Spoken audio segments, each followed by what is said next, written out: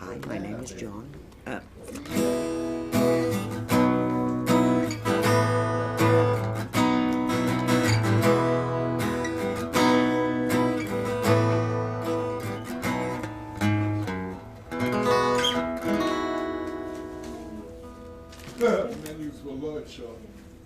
Hi, my name is Brian Long, and I'm here to talk a little bit about myself. This is a very basic history of myself. My parents met at Purdue in Indiana, and my dad got a job with Western Electric, moving in our family. Look at the camera. With my sister to Shreveport, Louisiana in 1967 when I was born. And then we were moved to Yardley with Western Electric, which became AT&T. And then to Los Gatos, California, and back to Yardley. And I've traveled most of the U.S. states, including Hawaii, also spending some time in Mexico and Canada for brief vacations. I went to Arizona State University in 1985 after graduating Pennsbury High School. At the time, I had dabbled in pot and alcohol since age 13. In 1986, my second semester, I was turned on to half a hit of blotter acid, LSD, and I remember feeling an incredible wave of like this universal truth, feeling I knew everything. I was also turned on to lovemaking, as I had a girlfriend who seduced me, and I let her. Anyway, I continued to smoke pot and drink at frat parties, and I went to a Grateful Dead concert in California with some friends I had met from Arizona State. I'd always loved the Dead, and they were a good excuse for taking mind-expanding, trippy drugs like mushrooms and microdot mescaline. And at my dorm room, I tried my first line of cocaine. For years after that, I would sniff a line on New Year's Eve. When I came back from Arizona State in 1986, my parents, it seemed, really missed me, as they had a big sign, "Welcome home, Brian." And I felt I had changed. I felt like more like an adult, and they were trying to see me as their little baby boy.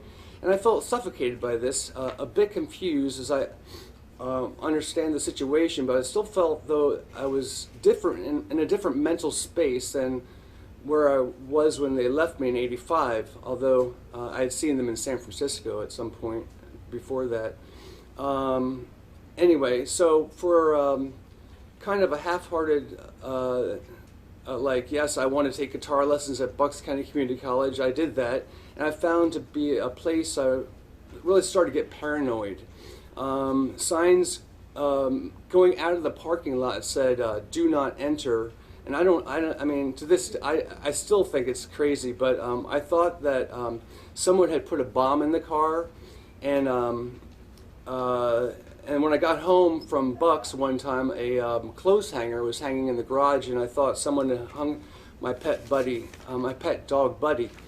I eventually took art there, and on February 12, 1987, after sleeping in periods of increasing lengths, 3 days of sleeping, 3 days up, 1 week of sleeping, 1 week up, and hearing the song "No Rain" by Blind Melon in my head nonstop while enrolled at Bucks, I felt like I was going to spontaneously combust. It just came to a head that, coupled with thoughts of special alignment of the planets called the harmonic convergence, and the Mayan festival in Mexico of 144,000 people holding hands, and the 20th anniversary of the Summer of Love in 67, 87, all about the same time. And I felt, along with the memory of a psychedelic poster called Arrival, I felt it was my part to run down the street naked in the snow.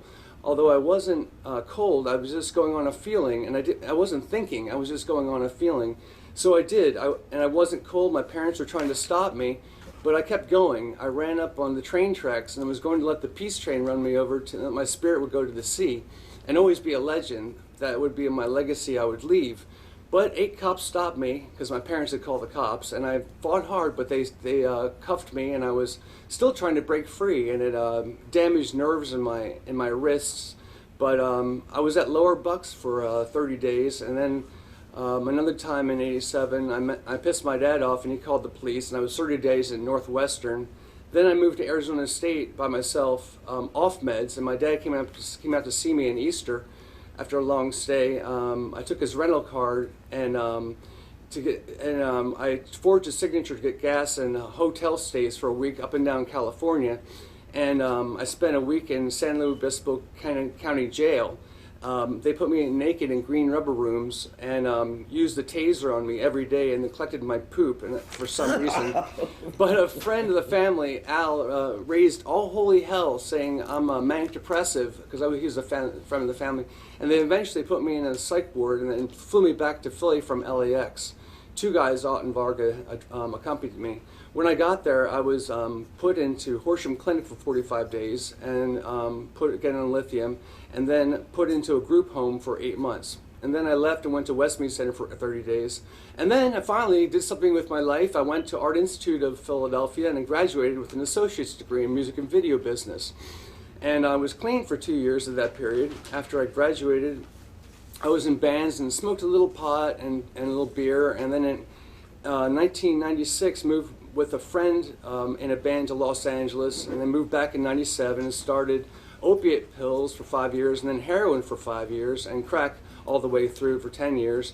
And then I got off heroin 3 years ago with Suboxone and recently been clean for crack, but not without a metaphorical fish to fry with the law. But that is getting easier with help from the Reach Out Foundation, which I've been giving and receiving help from for several years now.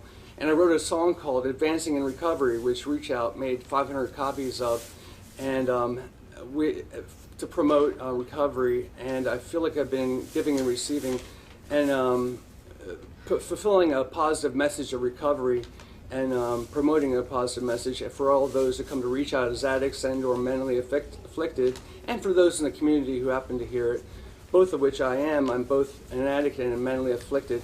So I have recently been blessed with a job as a facilitator here at Reach Out, and I run open mic and drum circle, music club, teach guitar, etc. And my name is Brian Long once again, and thank you for listening to my story.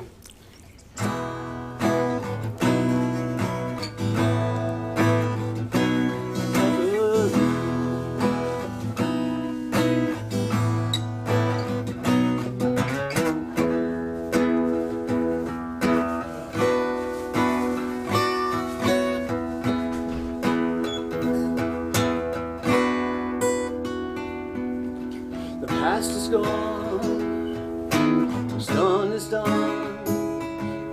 The future has just begun.